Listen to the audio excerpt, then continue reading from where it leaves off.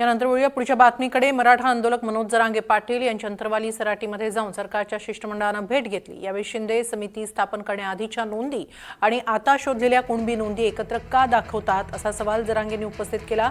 तर काही अधिकारी सरकारची बदनामी करतायत, त्यांच्यावर निलंबनाची कारवाई केली जाईल असा इशारा यावेळी मंत्री राधाकृष्ण विखे पाटलांनी दिला। तर 29 ऑगस्ट पासून आंदोलन होणारच असा इशारा या बैठकीनंतरही जरांगे पाटलांनी सरकारला दिलाय। 29 ऑगस्टला आंदोलन होणार आहे। मला हे निर्णायक आंदोलन करायचे, मराठा समाजाची मागणी मला पाठीमागे ठेवायची नाहीये। मराठा समाजाने हे विषय समजून घ्या। ज्यांचे जे घराणे ते अर्ज घेऊन अंतरवालीत यावं, म्हणजे मलाही सोपं जाईल आणि तुमच्यासाठी सोपं जाईल। तुम्हालाही कधी आयुष्यात अडचणी येणार नाहीत आणि समाजापुढे अडचणी उभा राहणार नाही। हे माझ्या मराठा बांधवांनी समजून घ्या। 2-2, 4-4 दिवस काम बोलू द्या, परंतु हा आयुष्यभराचा विषय।